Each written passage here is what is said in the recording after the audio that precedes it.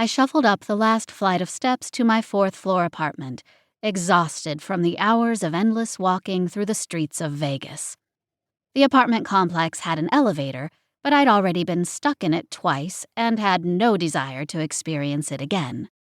Reaching my oh-so-cheap paradise, I slid the backpack from my shoulder, digging around until I found my keys. Locking the door was truly pointless. The flimsy thing wouldn't keep out a determined burglar, and my building had several, but the false sense of security was born of habit. I kicked the door closed with my foot and tossed my keys on the counter in the small kitchen. 2 rooms defined my apartment, the living room and the bathroom. A second-hand daybed filled the far wall, serving as both a bed and sofa. The building's maintenance guy who lived next door surprised me one day with 4 old crates and a wooden door that he fashioned into a desk. It was also dual-purpose, masquerading as a dining table. The only extravagance I allowed myself was my track phone. I'd upgraded it to a smartphone from the old flip style I'd kept the last 4 years, not caring that the model was already 3 years old. It was cheap and a smartphone. It was also before I lost my most recent job. One of the customers caught a glimpse of me when my scarf slipped off my head. His look of revulsion sealed my fate. 10 minutes later, my boss's voice boomed from the walkie-talkie hanging on my belt, telling me to meet her in the office. I knew what was coming. As long as the customers didn't see me, I could keep my job. But when the first one complained about the ugly, deformed girl touching their precious stuff, it was over. That was a week ago. Today I spent 5 hours applying for every open position that didn't require face-to-face interaction with Vegas's massive tourist population. My favorite artist's song startled me from my self-pity until I remembered it was my new ringtone. I didn't recognize the number on the screen, but I answered it anyway, figuring, what the hell? If it was an answer to one of my applications, I'd be cheery and agreeable. If it was a telemarketer, I'd invite them into a dark ennui to leave them wishing for death. I was nothing if not adaptable. "Hello?" I asked tentatively. "Miss Johnson."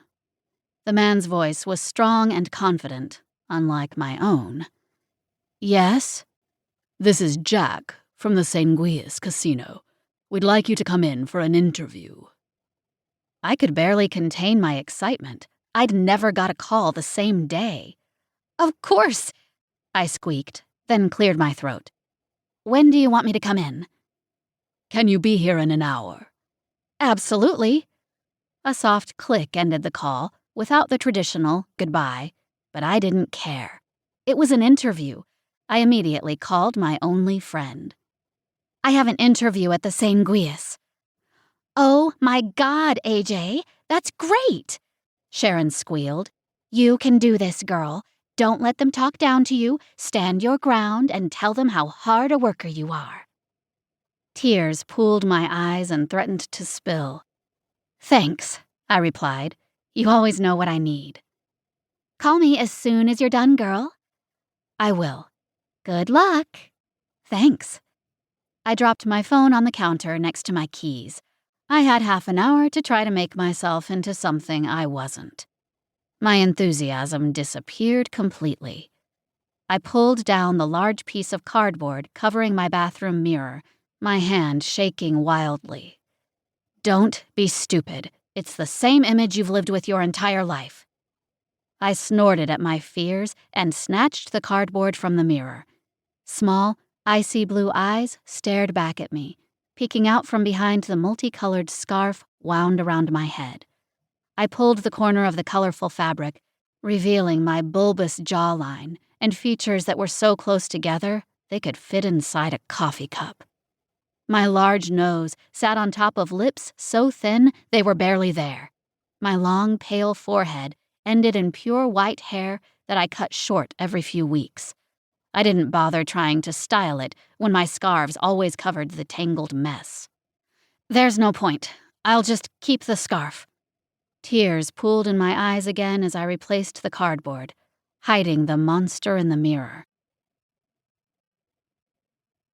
to keep listening to this audiobook. I've left you a link in the description so you can do it, at no cost thanks to Audible's 30-day free trial.